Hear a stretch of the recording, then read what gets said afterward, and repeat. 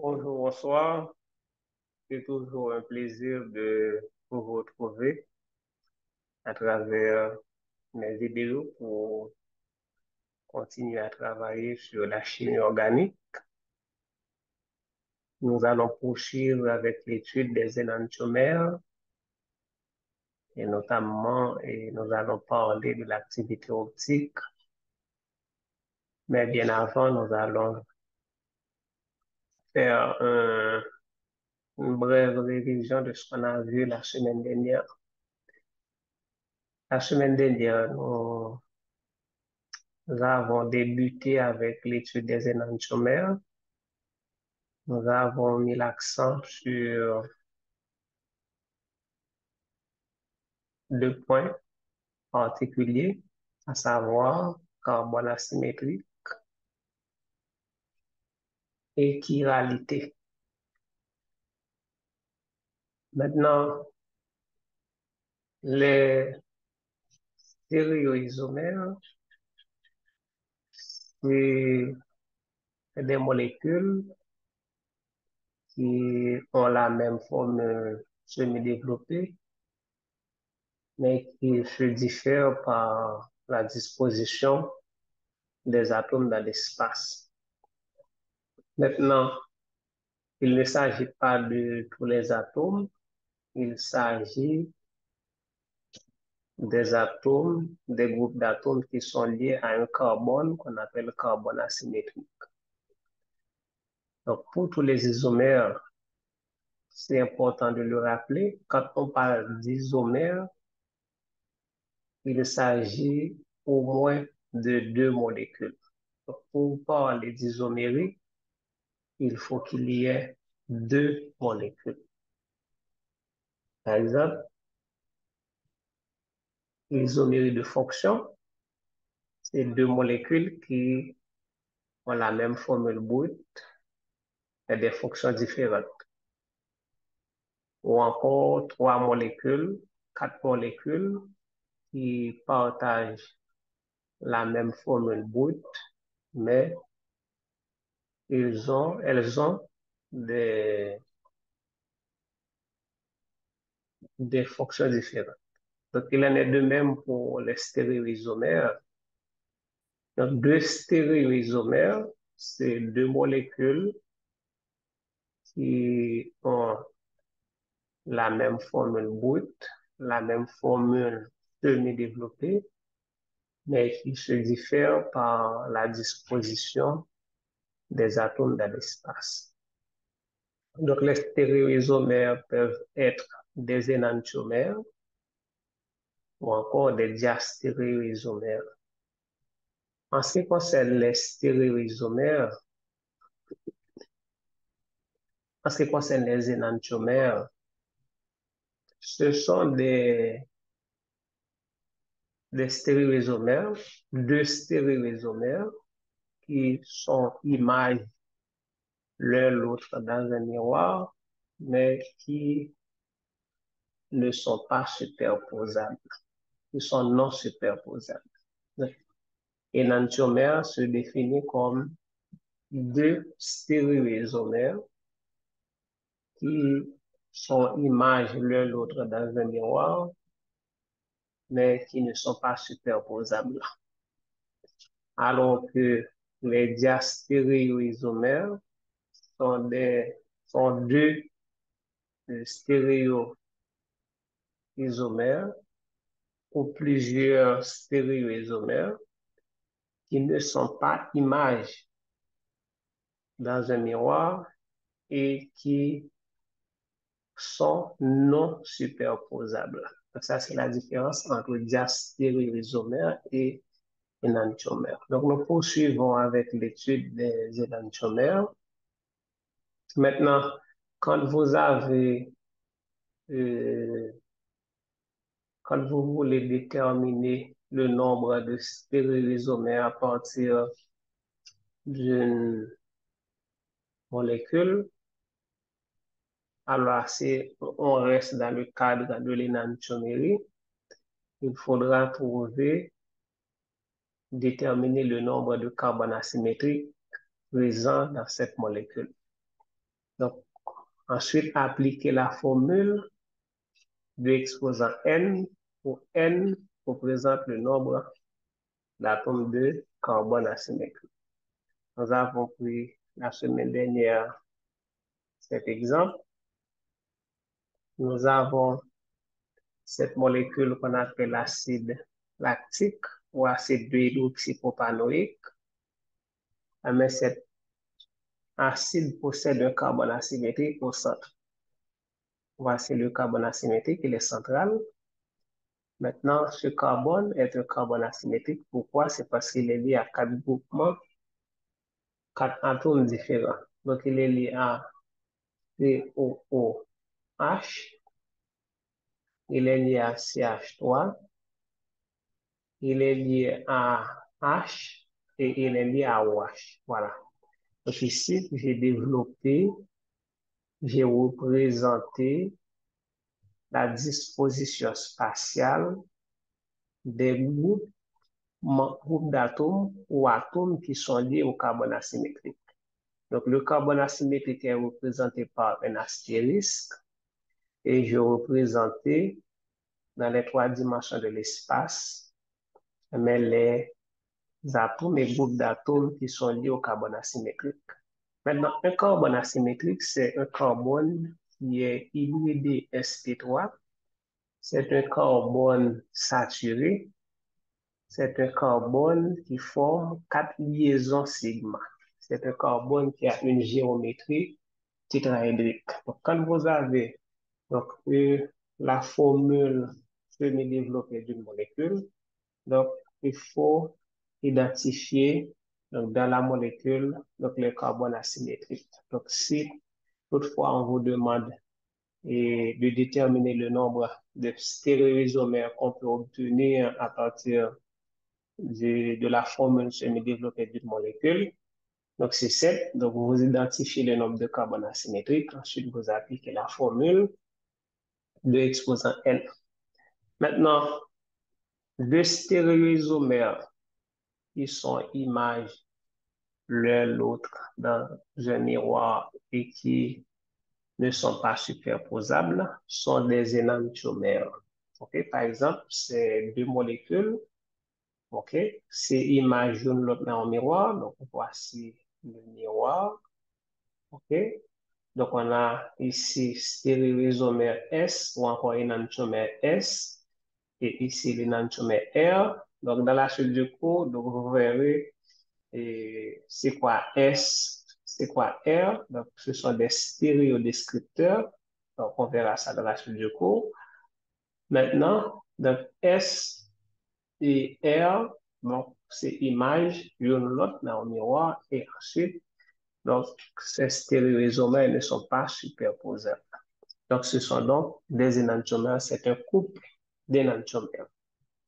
Maintenant, la chiralité, c'est la propriété que possède des objets, des molécules de ne pas être superposables à leur image miroir. Maintenant, les molécules chirales sont douées de propriétés optiques ou encore pouvoir optique. C'est-à-dire, ces molécules ont, les énantiomères ont la capacité de faire dévier le plan de la lumière polarisée et soit à gauche, soit à droite. Donc, c'est de ça qu'on va parler. Aujourd'hui, on va parler de activité optique. Donc, et ensuite, on va voir les propriétés biologiques des énantiomères. Ok, les propriétés biologiques des énantiomères. Et après, on va voir comment déterminer. On va parler de configuration absolue. Donc, comment déterminer si un énantiomère est S ou bien s'il est R. Et qu'est-ce que ça veut dire S, R. Voilà. Maintenant, ce qu'il faut dire pour terminer cette révision, c'est que les énantiomères sont doués de chiralité. OK? Les énantiomères sont doués sont chirales et Ils sont doués de propriétés optiques, de pouvoir optique. Maintenant, dans le cas de cette molécule, c'est l'acide tantrique, il y a deux carbones asymétriques, donc on devrait obtenir quatre stéréoisomères. Mais ce n'est pas le cas. Pourquoi? C'est parce que, donc, quand en fait on représente les, les atomes et les groupes d'atomes des carbones asymétriques dans l'espace, on s'est rendu compte qu'il y a deux énantiomères qui sont la même molécule, qui sont identiques. Après avoir pivoté une molécule, donc on se rend compte que, voilà, ouais, c'est la même molécule. Donc, c'est une seule et même molécule, donc ce n'est pas la peine d'avoir deux représentants pour cette représentation. Alors que ici, donc c'est deux molécules différentes, et même si on fait pivoter une molécule, donc par rapport à l'autre, donc elles ne seront jamais superposables, alors que ici, donc c'est superposable. Donc c'est la même molécule. Donc, et au lieu d'avoir quatre stéréoisomères, donc on obtient trois stéréoisomères. Donc le couple, on a un couple d'énantiomères et on a une molécule, donc on appelle composé méso. Donc ici c'est acide D tartrique, acide L tartrique, et ici c'est acide mésotartrique. Voilà. Et on va poursuivre avec le cours. Donc si vous avez des questions par rapport à cette révision, donc vous pouvez poser vos questions dans la rubrique commentaire. Nous allons parler de l'activité optique des énantiomères, comme je vous ai dit. Donc, les molécules chirales sont douées de propriétés optiques. OK? Les énantiomères possèdent des propriétés physico-chimiques identiques, à l'exception de leur pouvoir rotatoire, c'est-à-dire leur capacité de faire dévier le plan de la lumière polarisée. Donc, vous allez avoir un énantiomère qui fait dévier le plan de la lumière à gauche et puis un autre à droite. OK? Donc, dans le sens opposé. D'ailleurs, enantio signifie opposé. Enantio, donc, signifie opposé. Donc, c'est des stéréoisomères, donc, qui ont des propriétés optiques et opposées. OK? Des propriétés optiques opposées. Donc, on peut dire que ce sont des molécules optiquement actives. OK? Donc, les énantiomères sont des molécules optiquement actives ou des molécules douées de propriétés rotatoires. Maintenant, l'énantiomère qui fait tourner le plan de polarisation de la lumière vers la droite est dit dextrogire. Dextrogire, et petit d, notez petit d ou bien le signe positif, qui tourne à droite, en latin dextro-droite. Et puis l'énantiomère qui fait dévier le plan de la lumière à gauche est de lévogire, lévogire. Et on note et cet énantiomère par la lettre petit L ou encore le signe négatif, le signe moins, donc qui signifie qui tourne à gauche, en latin levus, qui signifie gauche. Alors maintenant, si vous avez dans une solution 50% de l'énantiomère d'extrogir et 50% de l'énantiomère d'évogir, donc vous aurez un mélange optiquement inactif OK? Donc, c'est comme si vous avez plus 50, moins 50, eh bien, mélange là, est optiquement lié à inactif et ce mélange s'appelle mélange racémique. Donc, le mélange racémique, c'est un mélange équimolaire, c'est un mélange équimolaire de deux énantiomères. Donc, ce mélange a un pouvoir rotatoire nul. OK? Mélange équimolaire c'est des mélanges qui vont pouvoir rotatoire nul. En fait, deux énantiomères, si par exemple on prend cet exemple et l'exemple qu'on a ici, donc l'exemple, l'énantiomère S et ces deux énantiomères, donc il a dévié le plan de la lumière dans deux sens opposés, mais c'est le même angle de déviation. Donc c'est le même angle de déviation. Donc c'est seulement si n'a pas changé. Donc si l'énantiomère S est dévié le plan de la lumière selon un angle de 50 degrés et puis l'autre il dévie selon un angle de moins 50. OK? Donc maintenant, si vous avez fait deux énantiomères à concentration égale dans une solution, donc solution, pouvoir à trois solutions, la égale à 0. Donc la nulle. OK? Donc énantiomère, donc il a dévié le plan de la lumière polarisée et angle de déviation identique en valeur absolue. OK? Donc, la identique, donc tout simplement la deux signes opposés. Donc, on a dévié à une valeur négative, l'autre à une valeur positive. Donc, F capable positif et capable négatif, tout comme R capable positif et capable négatif. Alors, l'appareil, on a utilisé un appareil pour mesurer le pouvoir rotatoire d'une substance. Cet appareil s'appelle polarimètre. Donc, voici les différents constituants du polarimètre. Nous avons une source lumineuse et là, on gagne une infinité de plans de lumière. Donc, qu'est-ce qu'on va faire? On va utiliser un autre appareil qu'on appelle prise polariseur pour pouvoir sélectionner un plan de lumière. Ouais, donc, on sélectionne le plan de lumière vertical. Donc, vous avez des plans, un plan de lumière horizontal, un plan de lumière vertical. Vous avez des plans de lumière et oblique.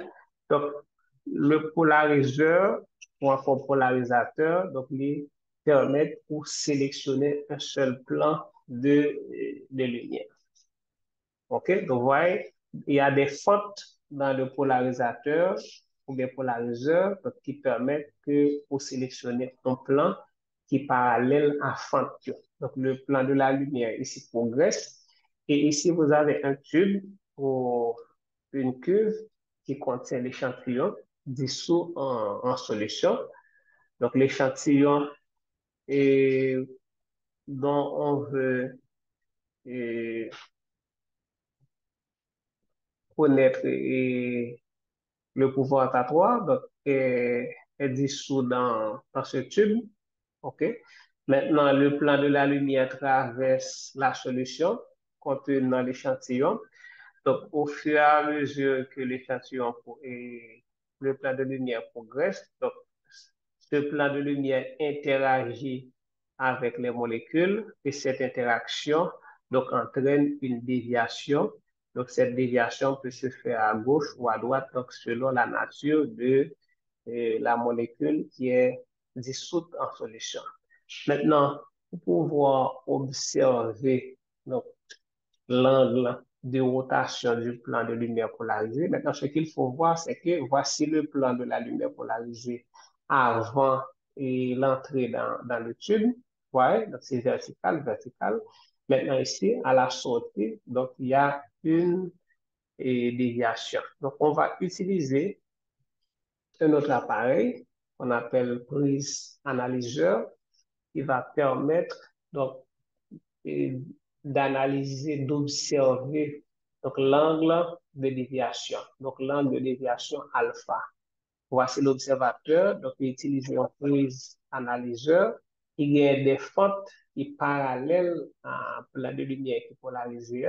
Et maintenant, qu'est-ce qu'on a remarqué? C'est que nous avons un plan de lumière qui était vertical à l'entrée et nous avons un plan de lumière qui, si vous voulez, est horizontal ou encore oblique à la sortie. Donc, voici l'angle alpha. Donc, ici, la déviation se fait ça à gauche ou à droite. Donc, ça, c'est, on peut dire ça, c'est par rapport là où l'on note alpha, c'est à droite de l'observateur. Donc, ça pourrait être aussi à gauche.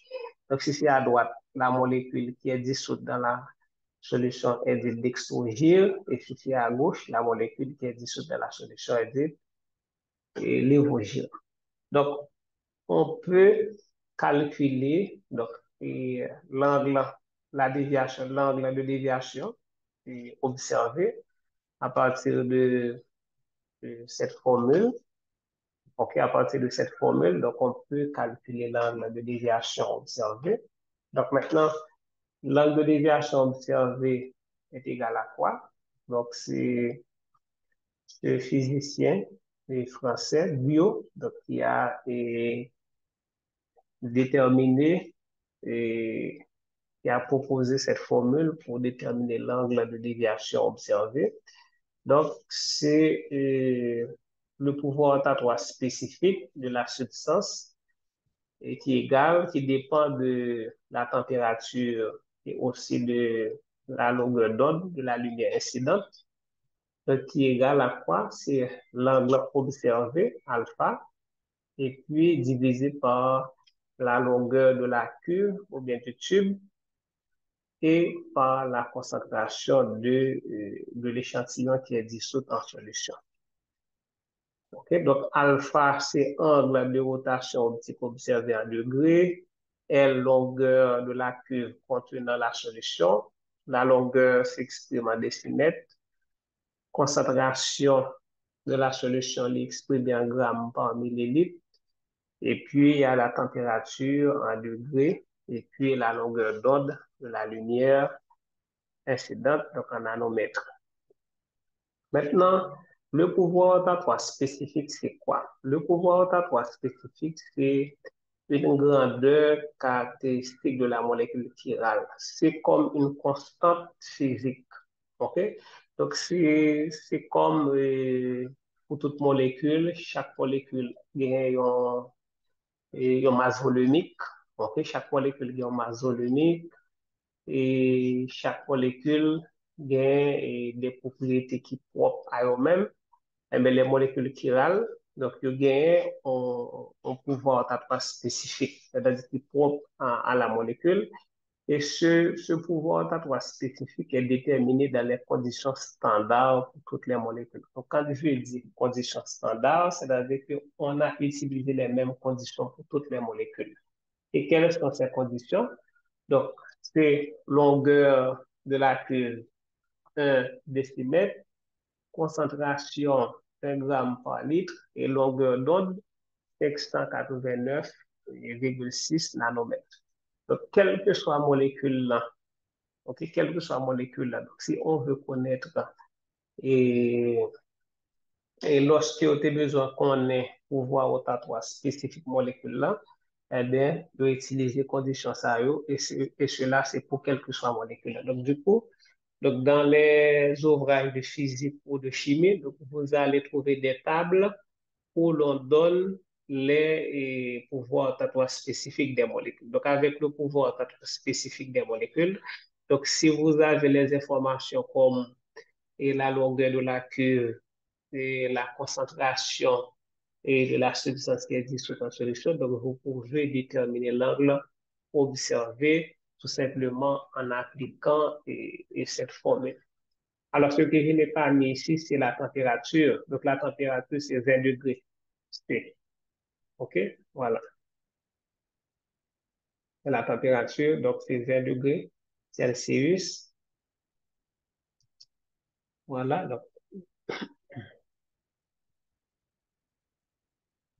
Donc c'est des conditions standards pour déterminer et le pouvoir rotatoire spécifique. Voilà. Maintenant, ce qu'il faut retenir dans tout ça, c'est que les molécules qui font tourner la molécule chirale ou encore les molécules chirales qui font tourner le plan de la lumière à, à gauche. Donc, elles sont dites lévogyres, alors que les molécules chirales qui font tourner le plan de la lumière à droite sont dites dextrogyres. Donc, glucose est, est dextrogyre. Alors, D-glucose est dextrogyre. Donc, fructose est lévogyre. OK? Glucose est dextrogyre et glucose, l'autre nom de glucose, c'est dextrose. Et c'est parce que glucose est dextrogyre qu'on appelle aussi dextrose. Donc, c'est dextrogyre alors que fructose, donc c'est lévogyre. Chaque molécule chirale, donc, il gagne un pouvoir rotatoire. Donc, deux énantiomères, il gagne deux pouvoirs rotatoires qui sont identiques, OK, et en valeur absolue, OK, mais qui de signe contraire. Identiques en valeur absolue, il y a signe contraire. Donc, cela veut dire que si nous gagnons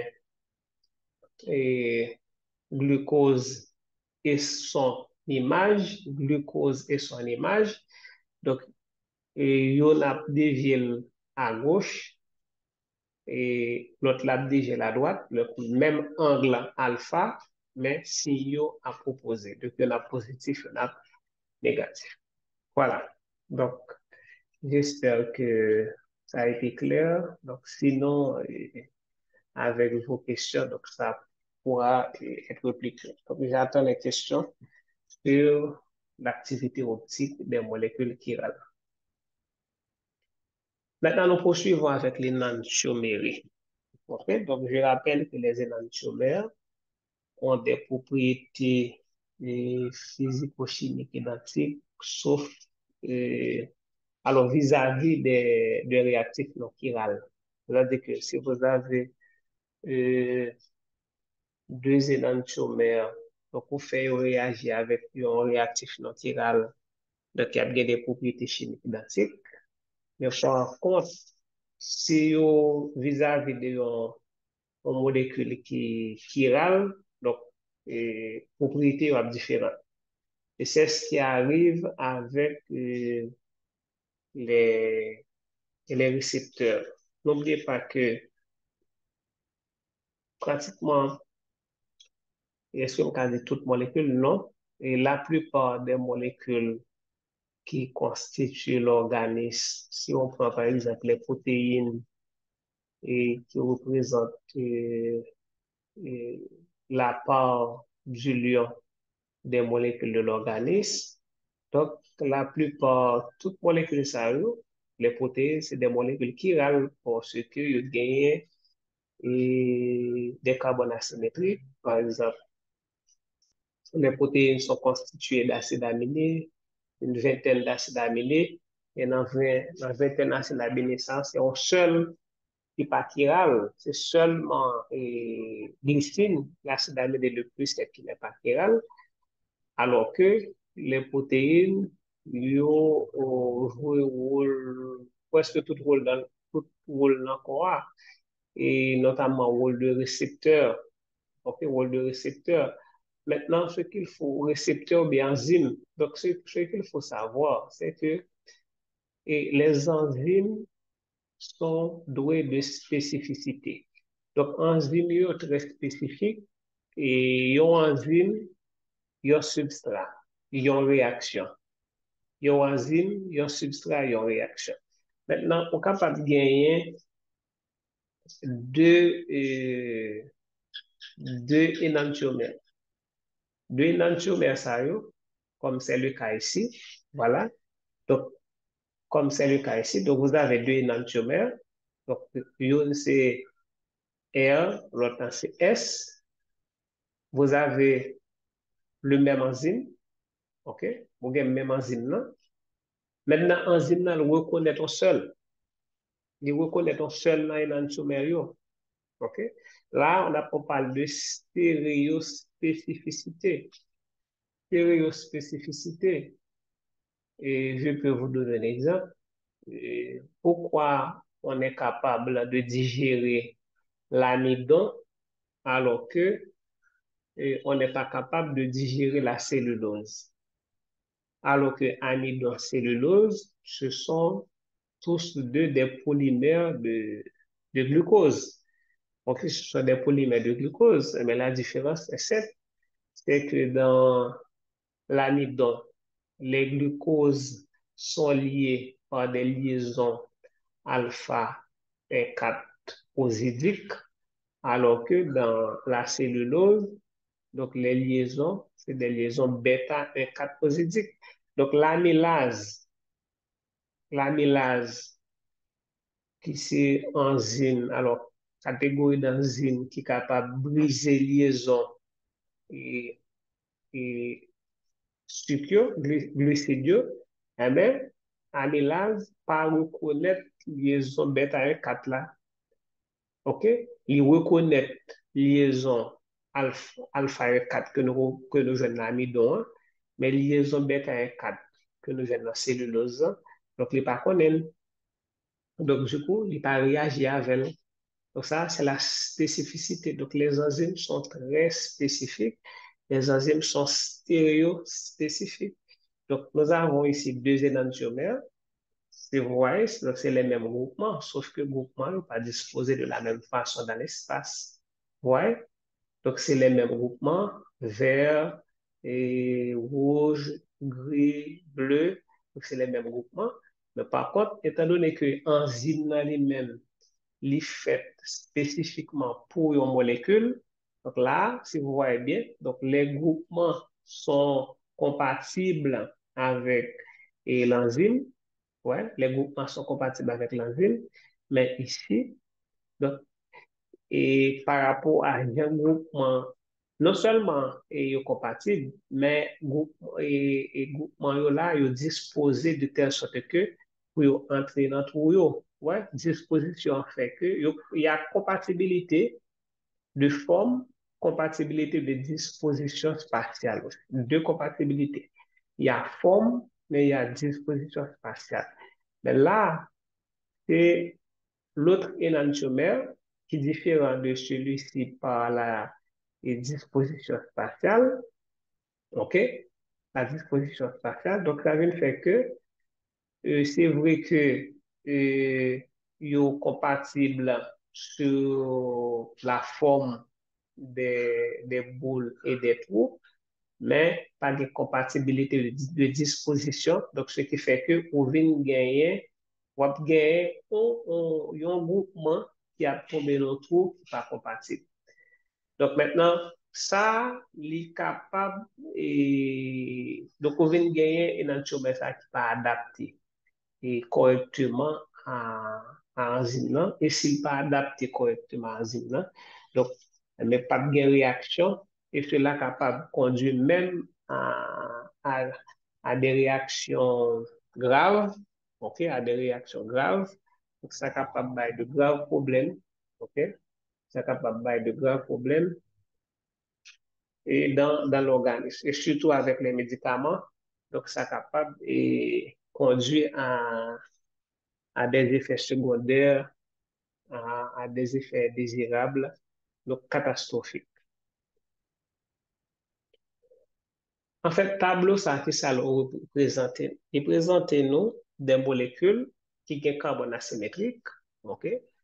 Qui ont carbone asymétrique et gagnent, euh, qui gagnent. Alors, si il y a carbone asymétrique, c'est que molécule là, il existe sous deux formes. S'il y a un carbone asymétrique, donc là, il y a deux stéréoisomères, comme par exemple ibuprofène, par exemple. Ibuprofène, de quoi nous avons l'exemple. Ibuprofène, il y a un carbone asymétrique, donc là, il existe sous une forme R, on appelle ça configuration absolue R, là, il existe sous forme S. Donc, rappelez-vous bien, quand il y a un carbone asymétrique dans la molécule, donc on n'a pas appliqué la formule de exposant N, N, c'est le nombre de carbone asymétrique. Donc, 2 exposants 1, ça donne 2. Donc, pour ibuprofène, il y a deux stéréoisomères. Il y a un stéréoisomère R et un stéréoisomère S. Donc, maintenant, on regarde les propriétés biologiques. Est-ce qu'il y a même propriétés biologiques? Non. Donc, l'énantiomère R est inactif, alors que l'énantiomère S a une propriété thérapeutique anti-inflammatoire. Et c'est le cas pratiquement pour toutes ces molécules. L'adrénaline, il y a carbone asymétrique, il y a l'énantiomère R stimulant cardiaque, alors que l'énantiomère S est inactif. Asparagine, carbone asymétrique, l'énantiomère et R, saveur sucrée, l'énantiomère S, saveur amère. Carbone, R, odeur de menthe, ok, alors que S, odeur de graines de carvi, etc. Et qui exemple est capable de prendre médicaments que nous connaissons, naproxène, ouais, R, hépatotoxique, S, anti-inflammatoire, et puis, voilà, chaque molécule ça donc il existe sous forme R qui a une propriété qui est différente de forme S. Donc là, si vous regardez bien, nous avons les limonène. Donc dans les limonène, ici, on a un atome de carbone asymétrique. Alors je vais vous montrer pourquoi on a un atome de carbone asymétrique. Si on rappelle la fait là, on regarde. Donc là, le carbone asymétrique, il est identifié par un astérisque. Donc, on identifie quatre groupements. Il est lié à un atome d'hydrogène. Hydrogène, ça fait 1. Donc, il est lié à ce groupement. OK, groupement, ça qui s'allie, c'est C. Ouais. Donc, c'est C. Ici, c'est C. A. Oui, c'est C. Il n'y a pas de CH. Donc, 4 liaisons. 2 liaisons, 7 liaisons, 7 liaisons, ça donne C. Donc, c'est C, CH2, CH3, C, CH2, CH3. Alors que ici, vous avez CH2, ouais, c'est déjà différent. C, CH2, CH, ouais, c'est différent. Alors, ici, on a ici, donc on va considérer trois carbones. Un, 2, 3. C, CH, CH2, CH3. Trois carbones ici. CH2, CH, C. C'est différent.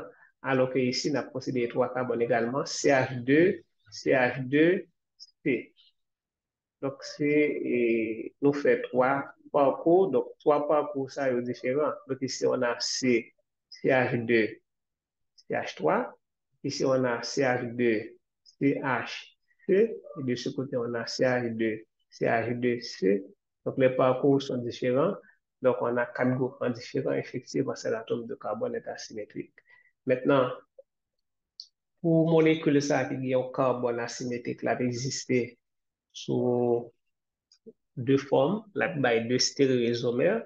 Donc, mais une, mais l'autre là. OK?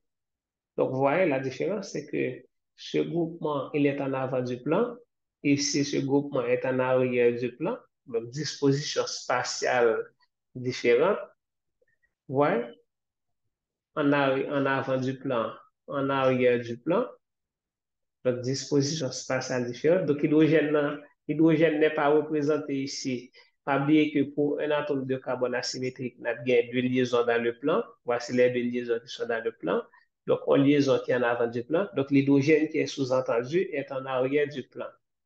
Idem pour ici. Donc, deux carbones, un atome de carbone avec deux liaisons dans le plan, une liaison en arrière du plan. L'hydrogène est sous-entendu et il est en avant du plan. Donc, mais il est sous-entendu. Alors, R, c'est limonène. Cette molécule s'appelle limonène. Donc, le R limonène possède une odeur d'orange, alors que le S limonène a une odeur de citron. OK? Donc, c'est pour vous montrer que les énantiomères donc, peuvent avoir des propriétés biologiques et différentes. Ici, nous avons DOPA, qui c'est un précurseur de la dopamine, utilisé comme dans le traitement de la maladie de Parkinson. Donc, il existe sous deux formes enantiomères. Pourquoi? C'est parce que le carbone asymétrique. Donc, voici le carbone asymétrique. Vous voyez le carbone asymétrique. Ouais. Deux liaisons dans le plan. OK? Une liaison en avant du plan, une liaison en arrière du plan. Donc, cet atome de carbone est asymétrique. Donc, s'il y a un carbone asymétrique, cela signifie qu'il y a bien deux stéréoisomères, l'une c'est image l'autre dans un miroir plan, et puis il y a non superposable. Donc, voici les deux. Donc, on a D-dopa et on a L-dopa. Donc, une R, une S. Donc, après, on va parler de RS, ne vous inquiétez pas. On va parler de RS.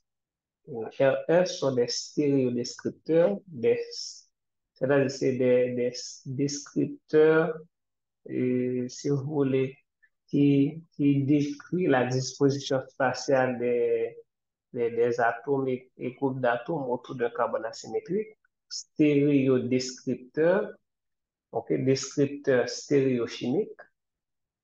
Donc, on a parlé de ça et tout à l'heure. RS, maintenant, ces deux molécules, ce sont des, c'est image l'une l'autre. Donc, si nous mettons miroir dans la, ouais, donc, l'une c'est image l'autre. Maintenant, et cette molécule est toxique, D-dopa est toxique, alors que L-dopa est utilisé comme médicament et comme agent anti-parkinsonien. Voilà, ibuprofène. Voilà, ibuprofène. Donc, on a un atome de carbone ici qui est asymétrique. OK? Donc, cet atome de carbone est asymétrique. Alors, s'il y a un carbone asymétrique, là, il existe sous deux formes d'énantiomère, RS, OK? Il existe sous forme RS. Donc, maintenant, qu'est-ce qu'on dit? Notez là, notez que pour ibuprofène, R est inactif, S est anti-inflammatoire. Bon, puisque il est inactif, il est anti-inflammatoire, pas de problème si on prend un médicament ibuprofène pour gagner les deux. Mais si R est toxique, donc on va faire un mélange, seulement au S. OK? Alors, qu'est-ce qui s'est passé dans les années 60 avec ce médicament qu'on appelle thalidomide, qui est un anti-nauséeux, un anti-émétique? C'est qu'on a synthétisé cette molécule et à l'époque, on ne savait pas séparer les énantiomères. Donc, si on fait une synthèse organique et que la molécule en question possède un carbone asymétrique, donc lors de la synthèse, sans le savoir, ou peut-être que, oui, le doit connaître, il fait, il connaît que la gain deux molécules, de stéréoisomères, mais on n'avait pas les moyens pour séparer les stéréoisomères. Donc, du coup, on a fait la synthèse de cette molécule. Donc, cette synthèse-là est conduit à la formation de deux stéréoisomères qui sont des énantiomères, okay? Deux stéréoisomères qui sont des énantiomères. Maintenant, et ils synthétisent des médicaments qui gagnent les deux stéréoisomères. On voit bien le carbone asymétrique. Donc, le carbone asymétrique, c'est le carbone là où vous avez des liaisons en avant et en arrière du plan. Donc, ici, c'est R et l'autre molécule, c'est S. Mais qu'est-ce qui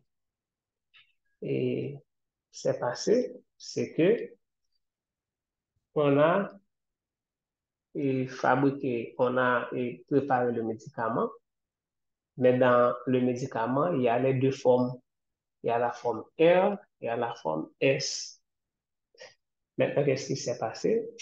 Donc, effectivement, une forme gagne propriété antinauséeuse, c'est la forme R, alors que la forme S est même tératogène. tératogène, c'est-à-dire c'est un médicament qui est un médicament, une molécule qui est capable de conduire à des malformations congénitales donc, chez l'embryon. Donc maintenant, ce que vous pouvez faire, donc vous pouvez aller sur Google et puis écrire thalidomide. Thalidomide. Donc, on a pour des images qui sont capables de faire nos peur. Donc, pour vous montrer que toute femme qui était enceinte à l'époque, qui était un médicament ça, eh bien, ils ont fait et ils naissance à des enfants qui manquaient un bout de pied et bec de lièvre, qui manquaient un bout de main, parce que tout simplement, dans le médicament, il y avait la forme S, l'énantiomer S, les mêmes qui tératogène. Donc, maintenant, il est important, quand on fait une synthèse organique, il est important donc de séparer les énantiomères et de manière à éviter des effets indésirables, de manière à éviter effectivement des effets indésirables. Voilà, donc là, c'est pour les propriétés biologiques des énantiomères, OK? Les propriétés biologiques des énantiomères. Maintenant, nous avons parlé de la forme R, nous avons parlé de la forme S. Donc, je vais m'arrêter ici.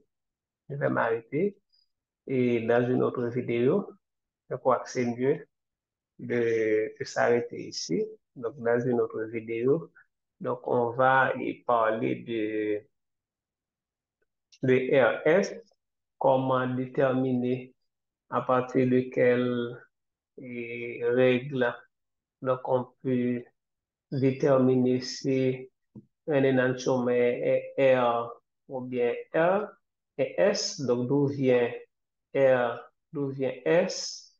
Donc on se propose de voir ça dans une autre vidéo. Donc en attendant, si vous avez des questions par rapport à ce qu'on a déjà vu, donc posez des questions dans la rubrique commentaires là et après répondre avec plaisir. Merci.